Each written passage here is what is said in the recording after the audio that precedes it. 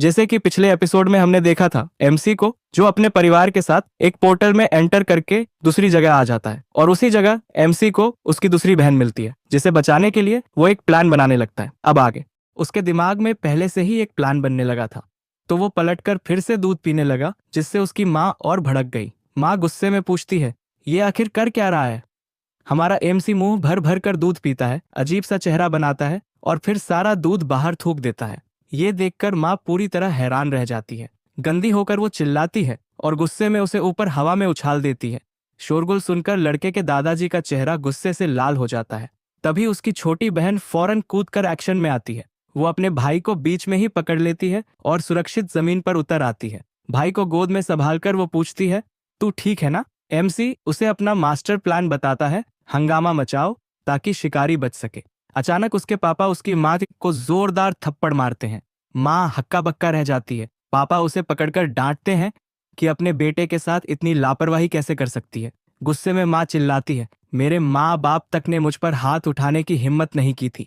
उसकी आंखों में गुस्सा भर जाता है। वो बर्फ से बना हथियार बुलाती है और अपने पति पर हमला कर देती है।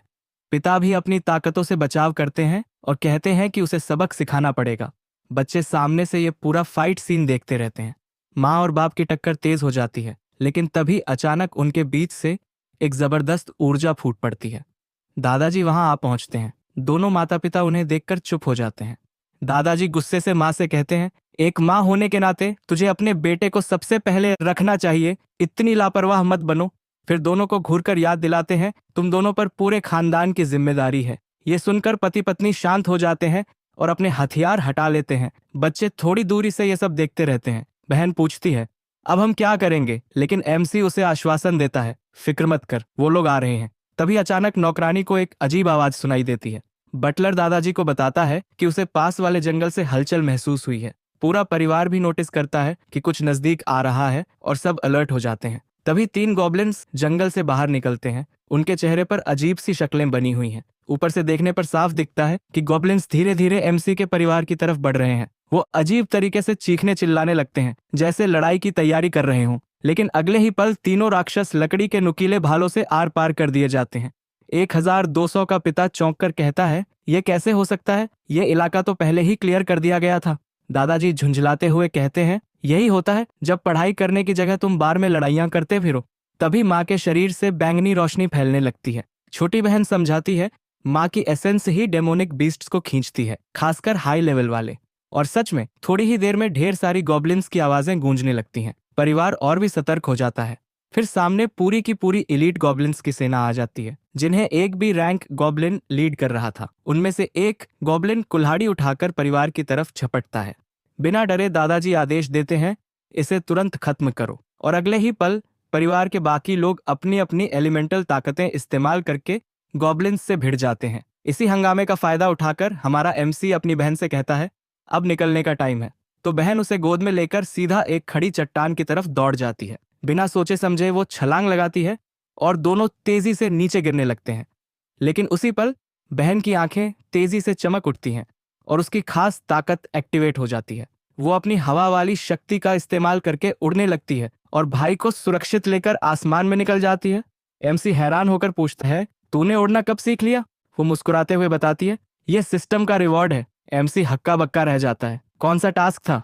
बहन हंसते हुए कहती है, सिस्टम ने बस कहा था कि अपने भाई को नहलाओ। फ्लैशबैक में दिखता है कि जैसे ही उसने ये मिशन पूरा किया, सिस्टम ने उसे रेयर फ्लाइट टेक्निक का इनाम दिया। एमसी गुस्से में सोचता है, इतना बेवकूफी वाला टास्क और इनाम इतना ओपी।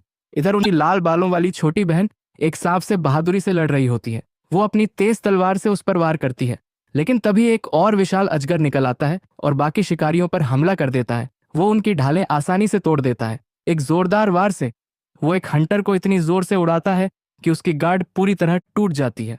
जमीन पर एक औरत बुरी तरह घबराकर अपने कप्तान से चिल्लाती है, हम अब और नहीं लड़ सकते। कप्तान गुस्से में सीधे कुईशांग की तरफ बढ़ता है और पूछता है, तू ऐसा हमला क्यों कर रहा है? धोखेबाज एक शैतानी मुस्कान के साथ जवाब देता है, मुझे तो अपने शिकारों की चीखें सुनकर मजा आता है। लीडर दांत भींचते हुए पूछता है, तेरा मास्टर कौन है? गिल्ड का एग्रीमेंट तोड़ना कानून के खिलाफ है। विलेन ठंडी हंसी हंसकर कहता है, कानून तो कमजोरों और आम लोगों के लिए होता है, मेरे लिए इसकी कोई कीमत नहीं। इतना कहकर वो बिजली की रफ्तार से कप्तान की तरफ झपटता है जैसे उसे वार करने वाला हो, लेकिन अचानक वो सीधे एक महिला हंटर पर टूट पड़ता है। उसकी स्पीड इतनी जबरदस्त होती है कि वो कुछ समझ ही नहीं पाती। हार चुकी वो औरत कप्तान की तरफ देखती है और रोते हुए कहती है, कप्तान, मुझे इस निर्दयी आदमी से बचाइए। लेकिन गद्दार बिना जरा भी दया दिखाए उसे पकड़कर सीधे विशाल अजगर के मुंह में फेंक देता है। अजगर निर्दयता से उसे चबा जाता है, सबके सामने, बिना किसी रहम के। पूरा ग्रुप सन्न रह जाता है। कप्तान निराश होकर चिल्लाता है, मिशन फेल हो गया, सब भागो यहां से। लाल बालों वाली लड़की इस खौफनाक नजारे को देखकर डर और सदमे से बिल्कुल जड़ हो जाती है। लेकिन लीडर गुस्से में पागल होकर तलवार उठाता है और दहाड़ता है, मैं इस गद्दार को यहीं खत्म कर दूंगा। वो पूरी ताकत से वार करता है, मगर विलन तेजी से बच निकलता है और तुरंत पलटवार करके कप्तान को सीधा वार कर देता है। कप्तान जख्मी होकर गिर पड़ता है। ये देखकर लड़की चीखती है, तू तो राक्षस है। वो खुद को लड़ाई के लिए तैयार करती है और दुश्मन पर एक चीज फेंक देती है, सिर्फ वक्त खरीदने के लिए। लेकिन विलन बिल्कुल भी नहीं हिलता, बस उसकी शर्ट का एक टुकड़ा फट जाता है। वो हंसते हुए कहता है, अफसोस, तुम लोग यहाँ मुझसे टकरा गए, अब तुम सब यहीं खत्म हो जाओगे। इतना कहकर वो सीधे लड़की पर झपटता है, उसके पंजे चमकते हुए वार करने के लिए तैयार। लड़की कांपती है, उसके चारों तरफ टूटी हुई तलवार के टुकड़े बिखरे होते हैं। लेकिन ठीक आखिरी पल में कप्तान खुद को उसकी ढाल बना देता है और घातक वार अपने ऊपर झेल लेता है। कप्तान की लाश जमीन पर गिरती है, लेकिन गद्दार उसे नजरअंदाज कर आगे बढ़ जाता है। फिर वो कप्तान के शरीर को उठाकर अजगर की तरफ फेंकता है, जो तुरंत उसे निगल जाता है। लड़की भय से पागल होकर चीखती है। उसकी आंखों के सामने अजगर कप्तान को निगल रहा होता है और उसके शरीर से बैंगनी बिजली फूट रही होती है। विलेन उसकी तरफ देखकर कहता है, अफसोस, मैं तुझे अपनी कलेक्शन में जोड़ना चाहता था, तुझे ट्रॉफी की तरह सजाकर रखना चाहता था। खून से सना हाथ उठाकर वो उसका चेहरा पकड़ लेता है।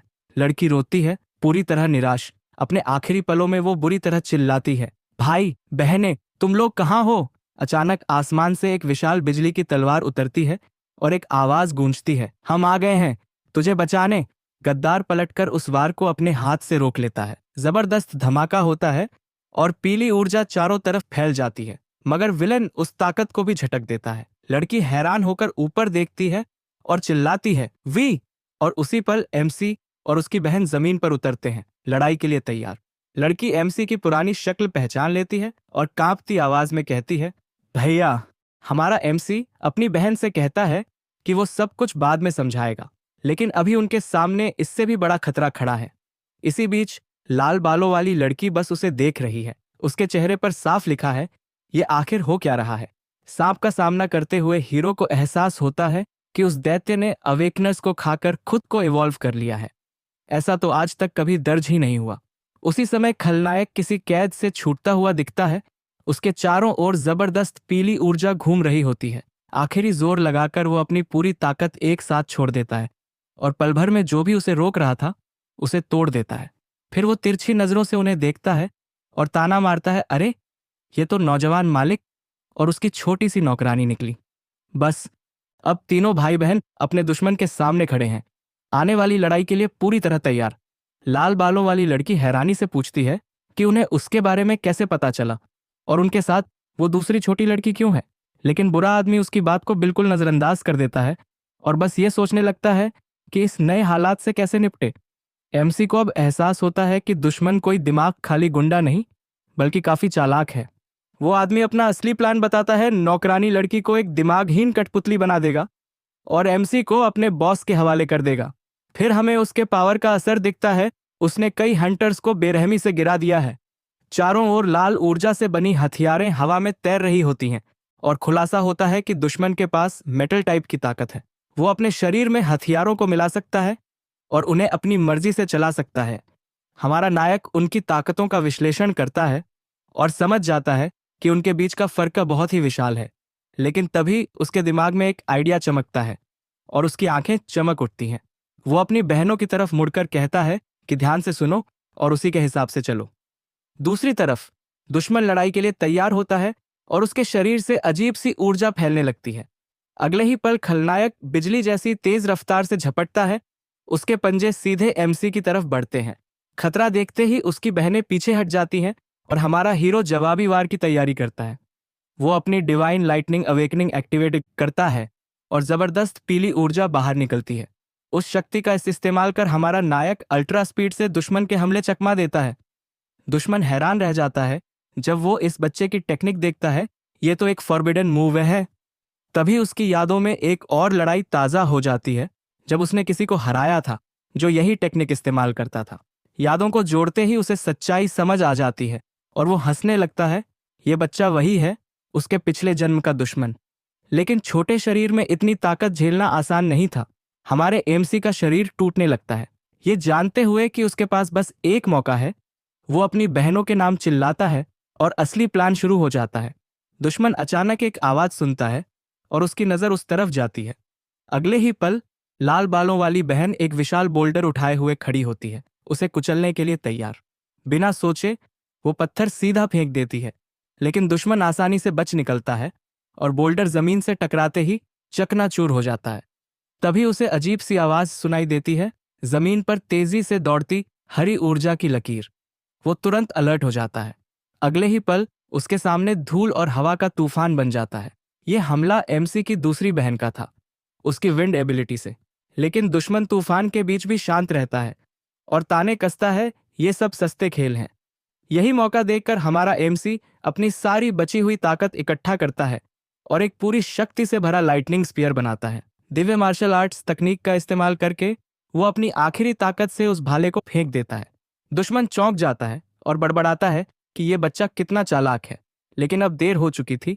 बिजली का भाला सीधे उसके सिर पर लगता है और जबरदस्त चोट पहुंचाता है। वार इतना ताकतवर होता है कि वो उसके आर पार निकलकर आसमान तक चला जाता है। स्पीयर की ऊर्जा से एक विशाल धमाका होता है और पूरा जंगल तबाही के निशान से भर जाता है। थका हारा हमारा एमसी वहीं गिर पड़ता है।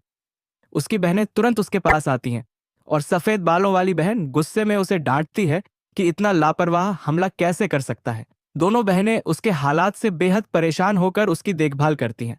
लेकिन दुश्मन, जो घायल होने के बावजूद मुस्कुरा रहा था, कहता है कि इससे फर्क नहीं पड़ता। अब वो नौजवान मालिक की रक्षा करेगा इन दोनों छोटी लड़कियों से।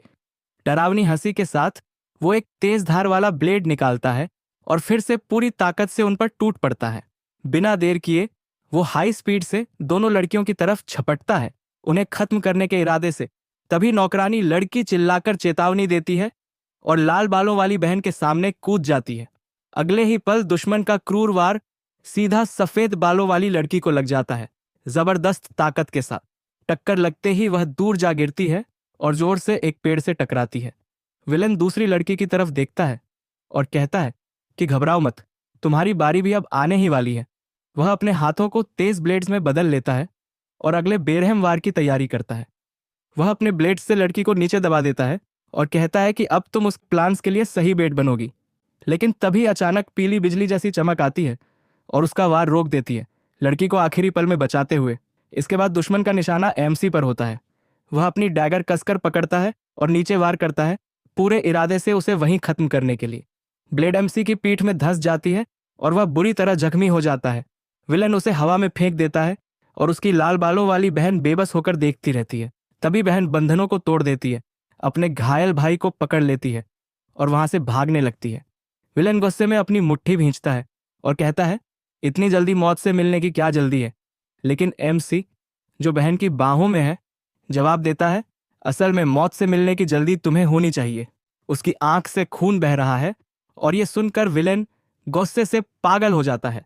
अचानक आसमान से आवाज आती है, कमीने, अपने मालिक पर वार करने की हिम्मत कैसे हुई।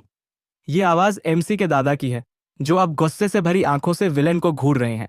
विलेन को समझ आता है कि पहले का चमकदार हमला असल में फैमिली को बुलाने का सिग्नल था। एमसी बस हल्की मुस्कान देता है, मानो यही उसकी प्लानिंग थी। फिर फ्लैशबैक, फैमिली लड़के को ढूंढते हुए वहां पहुंचती है। बटलर कहता है, यंग मास्टर गायब है। पिता गुस्से में कहते हैं, यह लड़का तो अब अपने पैरों पर चलने लगा है। बटलर बताता है कि नौकरानी लड़की भी गायब है। गुस्से में फैमिली हेड अपने आदमियों पर चिल्लाता है, जल्दी ढूंढो उन्हें। तभी उन्हें आसमान में एमसी के अटैक की रोशनी दिखती है और उन्हें पता चल जाता है कि वह कहाँ गया है। दादाजी अपनी बिजली जैसी शक्ति से तेजी से उसी सिग्नल की ओर उड़ते हैं। वहां पहुंचकर वह तुरंत हालात समझ जाते हैं। विलन डर जाता है और सोचता है कि अब उसकी आखिरी उम्मीद है एमसी को पकड़कर बंधक बनाना। वो विलन पूरी स्पीड से भाई बहन की तरफ दौड़ता है ताकि उन्हें पकड़ सके। लेकिन लाल बालों वाली बहन फुर्ती से एक स्टाफ निकालती है और अपने भाई की रक्षा के लिए पलटवार करने को तैयार हो जाती है। वो एक जबरदस्त वार करती है जो विलन को बिल्कुल भी उम्मीद नहीं थी। हमले से वो आदमी हिल जाता है, दमदार झटका, और गुस्से से लड़की की तरफ घूरता है। तभी अचानक हमारे हीरो के पिता वहां आ जाते हैं, बेहद नाराज और विलेन को बकवास करार देते हैं। कहते हैं तू किसी काम का नहीं है। फिर वो खुद ही उस विलेन पर अटैक कर देते हैं। विलेन डर के मारे भागने की कोशिश करता है, ये कहते हुए कि ये सब मेरी गलती नहीं थी, लेकिन उसे रास्ता नहीं मिलता क्योंकि वहां उस इलाके का एक विशालकाय जानवर पहले से घात लगाकर खड़ा होता है। अब उसके पास भागने की कोई जगह नहीं बचती। वो जानवर एक ही बार में उस पर टूट पड़ता है, बिल्कुल भी मौका नहीं देता, और वही उसका अंत हो जाता है। इसके बाद वो सांप जैसा जीव धीरे धीरे इवॉल्व करने लगता है और एक शानदार सुनहरे रूप में बदल जाता है। उधर बटलर भागते हुए बच्चों के पास पहुंचता है और बताता है कि चिंता मत करो, हमारे यंग मास्टर ठीक हैं, चाहे उन्हें चोट लगी हो। दादा लड़की की तारीफ करते हैं और कहते हैं अब ये सांप पूरी तरह तैयार है, इसका दुर्लभ खजाना निकालने का समय आ गया है। तभी उन्हें एक खौफनाक सच्चाई का एहसास होता है। ये सारे रॉयल परिवार आम लोगों को इन राक्षसी जीवों को खिलाने के लिए इस्तेमाल कर रहे हैं ताकि ये और ज्यादा ताकतवर बन सकें। इस सच्चाई को समझते ही दादा और उनका बेटा यानी हमारे एमसी के पिता सुनहरे राक्षस के खिलाफ लड़ने की तैयारी कर लेते हैं। और जब उनकी भिड़ंत होती है तो पूरे जंगल में एक भयानक लाल एनर्जी का धमाका गूंजता है। उनके टकराने से लाल एनर्जी का एक जबरदस्त धमाका होता है जो पूरे जंगल को चीरते हुए निकल जाता है। धुएं से दो फिगर्स बाहर आते हैं और बच्चे दूर से सब कुछ अनफोल्ड होते हुए देखते हैं। हमारा हीरो तब सब समझ जाता है, नोबल फैमिलीज आम लोगों का इस्तेमाल कर रही हैं ताकि इन बीस्ट्स को फीड करके लेवल अप कर सकें। तभी दादा और पापा वो फिर कहता है कि ये हार्वेस्ट तो उस दिन की उम्मीद से कहीं ज्यादा अच्छा निकला। ग्रैंडपा बटलर को ऑर्डर देता है कि वो 2 लड़कियों को लेकर वेयरहाउस के लिए बाकी मटेरियल्स कलेक्ट करे। अपने दिमाग में बूढ़ा जैसर पहले से प्लान बना रहा है कि बेकार सामान को स्क्रैप में मिलाकर एवरेज जो हंटर्स को बेचेगा और जो हाई क्वालिटी आइटम्स हैं उनके दाम बढ़ाकर फ्रंटलाइन स्क्वाड से मोटा पैसा वसूलेगा। फिर वो अपने बेटे को पॉइजन सैक देता है ताकि वो उसका इस्तेमाल करके कुछ इंपॉर्टेंट नए कनेक्शंस बना सके। उधर हमारे हीरो का पापा बस एक चालाक सी मुस्कान के साथ सब कुछ देखता रहता है। ग्रैंडपा सिल्वर स्नेक का हॉर्न देता है ताकि उसे ऑक्शन हाउस ले जाया जा सके। जहां तक स्केल्स की बात है, वो कहता है कि इन्हें वो अपने प्रेशियस पोते के लिए प्रोटेक्टिव ट्रेजर्स में बदलेगा। ये सब सुनकर हमारा प्रोटैगनिस्ट हैरान सा रह जाता है, पूरी तरह कंफ्यूज्ड उनके एक्शंस देखकर। इसके बाद बटलर अपने मास्टर के आगे झुककर उसके सारे ऑर्डर्स मानने की हामी भरता है। लेकिन तभी बच्चे का पापा बीच में बोल पड़ता है और अपने पिता से कहता है कि स्नेक किंग की एसेंस उसे दे। ग्रैंडपा बड़बड़ाता है, कहता है कि उसके पास एक बेहतरीन वाइफ है और बेहतर होगा कि उसका बेटा उससे शेयर करे। तभी प्रोटैगनिस्ट की मां सामने आती है और उसकी बहनें पीछे से सब देख रही होती हैं। हमारे हीरो का पापा उसकी मौजूदगी देखकर शॉक हो जाता है और बस घूरता रहता है, कुछ बोल नहीं पाता। फिर उसका चेहरा गुस्से में बदल जाता है और वो दांत पीसने लगता है। अपनी बहन की बाहों में प्रोटैगनिस्ट पीछे मुड़कर उस आदमी को एक बहुत सीरियस एक्सप्रेशन से देखता है। ग्रैंडपा तब स्नेक एसेंस को बटलर की ओर उछाल देता है, जो बड़ी आसानी से उसे हवा में पकड़ लेता है। उस एनर्जी स्फीयर को पकड़कर बटलर उसकी पावर से दंग रह जाता है। फैमिली का हेड कहता है कि उसका बड़ा बेटा इवॉल्व हो रहा है और यह चीज बहुत काम आएगी। जमीन पर घुटनों के बल झुककर बटलर उसका शुक्रिया अदा करता है और हमेशा के लिए फैमिली के प्रति लॉयल्टी की कसम खाता है। कुछ दिन बाद हम देखते हैं शानदार लूकलैंड मैंशन को, तारों भरी रात के आसमान के नीचे। उस कमरे में हमारा हीरो एक पेंडेंट पकड़े बैठा है और उसकी बहन उसे बताती है कि अब शुआंग उसकी मेड है। और तभी दोनों बहनें मेड यूनिफॉर्म्स में सजी हुई सामने आती हैं और मुस्कुराती हैं। वो पेंडेंट को देखता है और सिस्टम प्रॉम्प्ट इन्फॉर्म करता है कि उसे रैंक ए डिफेंसिव आइटम मिला है। उसका चेहरा देखकर लड़कियों में से एक फिक्र से पूछती है कि उसके भाई को क्या हुआ। अचानक लड़के की आंखें चमक उठती हैं और वो पेंडेंट पर अपनी लाइटनिंग पावर चला देता है। वो पेंडेंट को सुपर चार्ज करने के लिए अपनी बिजली की एबिलिटी का इस्तेमाल कर रहा है। फिर उसके बेडरूम की खिड़की से पीली एनर्जी का एक बड़ा ब्लास्ट बाहर निकलता है। दोनों बहनें अपने भाई की तरफ घूरकर देखती रह जाती हैं, उसकी पावर देखकर पूरी तरह शॉक में। इतनी इलेक्ट्रिकल डिस्चार्ज के बाद भी पेंडेंट बिल्कुल सेफ रहता है, बिना एक भी स्क्रैच के। वो अपने मन में सोचता है कि इस छोटे से एक्सपेरिमेंट ने कंफर्म कर दिया कि बीस्ट्स इवॉल्व हो जाते हैं अगर वो अवेकेंड लोगों को निगल लें। हमारा प्रोटैगनिस्ट समझ जाता है कि नोबल फैमिलीज आम लोगों को अपनी चालों के लिए बेट की तरह इस्तेमाल करती हैं। ऐसे करके वो पावरफुल रिसोर्सेज और गियर हासिल कर लेते हैं जिन तक कमज़ोर लोग कभी नहीं पहुंच सकते। लेकिन एकेडमी में तो यही सिखाया जाता है कि नोबल्स पावरलेस लोगों को बचाने के लिए अपनी जान रिस्क में डालते हैं। ये सारा हिपोक्रेसी याद करके हमारा प्रोटैगनिस्ट गुस्से से भर जाता है और अपनी मुट्ठियां कस लेता है। फिर बहनें पूछती हैं कि क्या इन्फॉर्मेशन सच में इतनी पावरफुल चीज़ है। वो मुड़कर समझाता है कि अब जाकर उसे समझ आ रहा है कि इन्फॉर्मेशन की कमी कितनी डेंजरस हो सकती है। वो कहता है कि अब से उन्हें लू फैमिली का इस्तेमाल करके और इंटेल जुटाना होगा। दृढ़ नज़र से दोनों लड़कियां अपने छोटे भाई की प्लान को मान जाती हैं। कुछ देर बाद हीरो शुआंग से पूछता है कि वो उस डिवाइन टीम के साथ क्यों थी। वो जवाब देने में हिचकिचाती है और दूसरी बहन बोल पड़ती है कि उसे भी ये जानना है कि उसकी पावर इतनी स्ट्रांग क्यों है। लाल बालों वाली बहन चुप रह जाती है और दूसरी उसे गहराई से देखती है। फिर प्रोटैगनिस्ट सनसन नाम की दूसरी बहन के बारे में पूछता है और उस जवान लड़की का चेहरा तना हुआ सा हो जाता है। जैसे ही वो दूसरी लड़की का नाम सुनती है वो पूरी तरह शॉक में चली जाती है। आंखों में आंसू भरकर वो सानसान के साथ हुई घटना समझाने की कोशिश करती है। फिर अचानक जमीन पर गिर जाती है और जोर जोर से रोने लगती है, खुद को रोक ही नहीं पाती। तभी प्रोटैगनिस्ट उसका मुंह ढक देता है और चेतावनी देता है कि वहां जोर से रो नहीं सकते। शांत होने के बाद वो अब भी हिल चुकी हालत में बेड पर बैठ जाती है। वो बताने लगती है कि उस दिन ये अपने भाई को ढूंढने बाहर गई थी और कभी वापस नहीं आई। एक फ्लैशबैक में हम देखते हैं एक भूखी सी शुआंग जो केक के एक टुकड़े को घूर रही है। उसका हाथ केक पर रखी चेरी पकड़ने के लिए बढ़ता है। चेहरे पर उदासी है। वो अपने भाई बहनों के घर आने का इंतजार कर रही है। फिर वो डिसाइड करती है कि खुद ही अपने भाई और यी को ढूंढे ताकि वो जल्दी घर आ सके। तो शुआंग अंधेरे घर में तलाश शुरू कर देती है, सांस का नाम पुकारते हुए। डरी हुई वो अंधेरे हॉलवे में भागती है और अपनी बहन से कहती है कि खेलना बंद करे। फिर वापस प्रेजेंट में लड़का शॉक्ड हो जाता है ये जानकर कि सनसान घर से भाग गई थी। वो समझाती है कि छत से उसने देखा था कि बीस्टाइड एक बुरे इंसान की वजह से आई थी। हमारा हीरो पूछता है कि बीस्टाइड तो अनकंट्रोलेबल नेचुरल डिजास्टर नहीं होनी चाहिए। अपनी यादों में वो बेतहाशा सांस को ढूंढ रही होती है पूरे शहर की छतों पर। वो एक दरवाजा खोलने की कोशिश कर रही थी और सांसन से विनती कर रही थी कि जल्दी बाहर आ जाए।